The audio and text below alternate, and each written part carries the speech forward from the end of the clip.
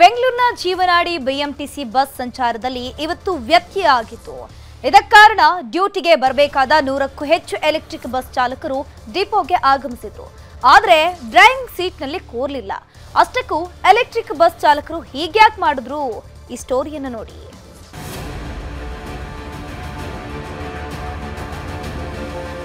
ರಾಜ್ಯ ರಾಜಧಾನಿ ಬೆಂಗಳೂರಿನಲ್ಲಿ ಎಲೆಕ್ಟ್ರಿಕ್ ಬಸ್ಗಳ ಸಂಚಾರ ದಿನದಿಂದ ದಿನಕ್ಕೆ ಜಾಸ್ತಿ ಆಗ್ತಾನೆ ಇದೆ. ಜನರು ಕೂಡ ಖುಷಿಯಾಗಿ ಬಸ್ನಲ್ಲಿ ಓಡಾಡ್ತಿದ್ದಾರೆ. ಆದ್ರೆ ಈ ಬಸ್ ಚಾಲನೆ ಮಾಡೋ ಡ್ರೈವರ್ಸ್ಗಳು ಗುತ್ತಿಗೆ ಆಧಾರದಲ್ಲಿ ಏಜೆನ್ಸಿ ಮೂಲಕ ಕೆಲಸ ಮಾಡುವ ಚಾಲಕರು. ಆದ್ರೆ ಸಂಬಳ ಆಗಿಲ್ಲ ಅನ್ನೋ ಕಾರಣಕ್ಕೆ ದಿಢೀರಂತ ಪ್ರತಿಭಟನೆ ಮಾಡೋದ್ರಿಂದ ಬಸ್ಗಳ ಸಂಚಾರದಲ್ಲಿ ವ್ಯತ್ಯಯವಾಗಿತ್ತು. 100ಕ್ಕೂ ಹೆಚ್ಚು ಎಲೆಕ್ಟ್ರಿಕ್ ಬಸ್ನ ಚಾಲಕರು ಕೆಲಸಕ್ಕೆ ಹಾಜರಾಗಿ ಬಸ್ ಅನ್ನು ಓಡಿಸದೆ ಪ್ರತಿಭಟನೆಗೆ ಮುಂದಾಗಿದ್ರು. ಇದರಿಂದ ನೂರಾರು ಎಲೆಕ್ಟ್ರಿಕ್ ಬಸ್ಗಳು ನಿಂತು ಹೋಗಿದ್ವು. ಶಾಂತಿನಗರ ಡಿಪೋ 3ರ ಮುಂದೆ ಗುತ್ತಿಗೆ ಆಧಾರದ ಮೇಲೆ ಆಯ್ಕೆಯಾದ ಚಾಲಕರು ಮೌನ ಪ್ರತಿಭಟನೆ ಮಾಡಿದ್ರು.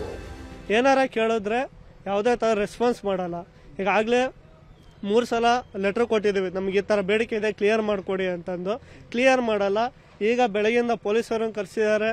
ಇದು ಮಾಡ್ತೀರಾ, ಅವ್ರು ಇಷ್ಟ ಇದ್ರೆ ಮಾಡಿ, ಕಷ್ಟ ಆದ್ರೆ ಬಿಡಿ ಅಂತಾರೆ. ನಾವು ಇಷ್ಟ ಇಲ್ದಲ್ಲೇ ಇಲ್ಲಿ ಯಾರು ಬಂದು ಕೆಲಸ ಮಾಡ್ತಿಲ್ಲ.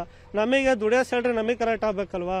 ನಮಗೆ ಎಷ್ಟು ಸಾವಿರ ಬರುತ್ತೆ, ಏನ್ ಬರುತ್ತೆ, ನಮ್ಮ ಜೀವನ ನಡೆಸಬೇಕು. ಬಿಎಂಟಿಸಿಯ ಬಳಿ 113 ಟಾಟಾ ಕಂಪನಿಯ ಎಲೆಕ್ಟ್ರಿಕ್ ಬಸ್ಗಳಿವೆ. ಅದರಲ್ಲಿ 120ಕ್ಕೂ ಹೆಚ್ಚು ಚಾಲಕರನ್ನ ಗುತ್ತಿಗೆಯ ಆಧಾರದ ಮೇಲೆ ನೇಮಕ ಮಾಡಿಕೊಳ್ಳಲಾಗಿದೆ. ಆರ್ಯ ಟ್ರಾನ್ಸ್ ಕಂಪನಿ ಮೂಲಕ ಆಯ್ಕೆ ಮಾಡಿಕೊಂಡ ಚಾಲಕರಿಗೆ 26,000 ವೇತನದ ಭರವಸೆಯನ್ನು ಕೊಟ್ಟಿದ್ರಂತೆ. ಆದ್ರೀಗ ಸಂಬಳ ನೀಡ್ತಿರೋದು ಕೇವಲ 18,000. ಪಿಎಫ್ಗೆ ಅಂತ ಹಣ ಕಟ್ ಮಾಡ್ತಿದ್ದಾರೆ. ಆದ್ರೆ ಪಿಎಫ್ ಅಕೌಂಟ್ಗೆ ಹಣವನ್ನೇ ಪಾವತಿ ಮಾಡ್ತಿಲ್ಲ. ಸಂಬಂಧಪಟ್ಟ ಕಂಪನಿಯವರು ಯಾವುದೇ ರೀತಿಯಲ್ಲಿ ಸ್ಪಂದಿಸುತ್ತಿಲ್ಲ ಅನ್ನೋದು ಚಾಲಕರ ಆರೋಪ.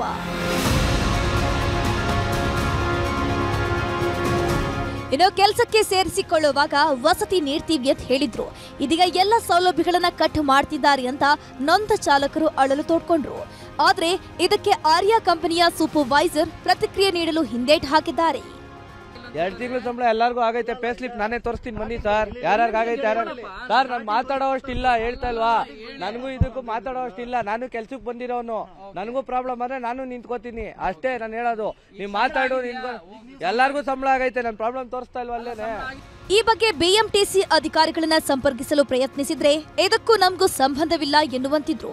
ಆದ್ರೆ ಶೆಡ್ಯೂಲ್ ಪ್ರಕಾರ 100ಕ್ಕೂ ಹೆಚ್ಚು ಎಲೆಕ್ಟ್ರಿಕ್ ಬಸ್ಗಳು ರೋಡಿಗಿಳಿಯದೆ ಇರೋದ್ರಿಂದ ಪ್ರಯಾಣಿಕರು ತೊಂದರೆಯನ್ನು ಎದುರಿಸುವಂತಾಯಿತು.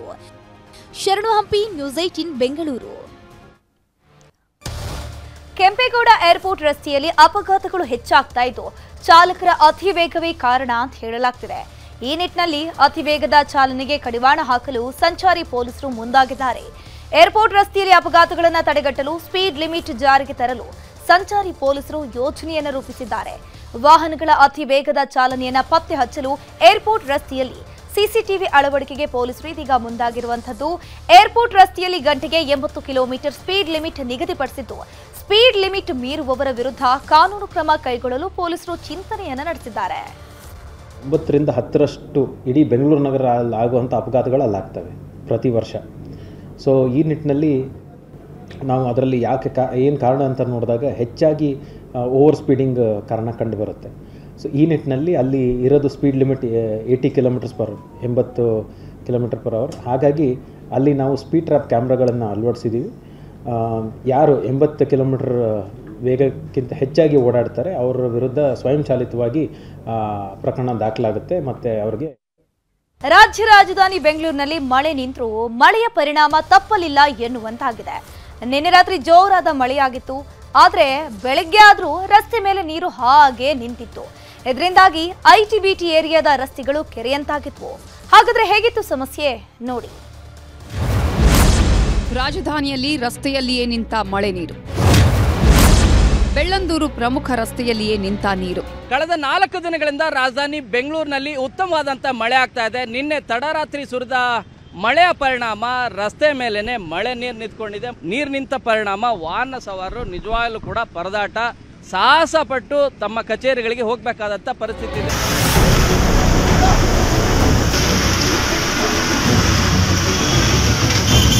ನಿನ್ನೆ ರಾತ್ರಿ ಕೆಲ ಗಂಟೆಗಳ ಕಾಲ ಸುರಿದ ಮಳೆಗೆ ಬೆಂಗಳೂರು ತೊಯ್ದು ಹೋಗಿದೆ.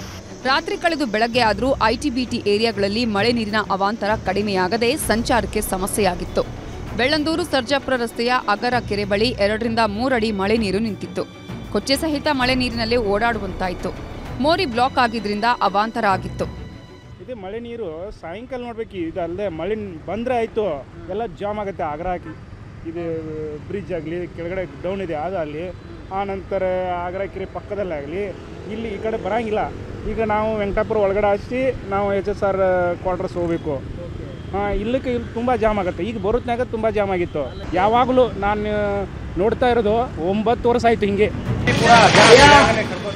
ಇನ್ನು ತಡರಾತ್ರಿ ಸುರಿದ ಮಳೆಗೆ ಮನೆ ಇಡೀ ಜಲಾವೃತ ಆಗಿದ್ದ ಘಟನೆ ಚಾಮರಾಜಪೇಟೆಯಲ್ಲಿ ನಡೆದಿದೆ. ಮನೆಗಳಿಗೆ ನುಗ್ಗಿದ ನೀರು ಹೊರಹಾಕೋದಕ್ಕೆ ಜನ ಹರಸಾಹಸ ಮಾಡಬೇಕಾದ ಘಟನೆ ಚಾಮರಾಜಪೇಟೆಯ ಗುಡ್ಡದ ಹಳ್ಳಿಯಲ್ಲಿ ನಡೆದಿದೆ. ತಗ್ಗು ಪ್ರದೇಶಗಳಿಗೆ ನುಗ್ಗಿದ ಮಳೆ ನೀರಿನಿಂದ ಸಾಕಷ್ಟು ಅವಾಂತರ ಸೃಷ್ಟಿಯಾಗಿದೆ.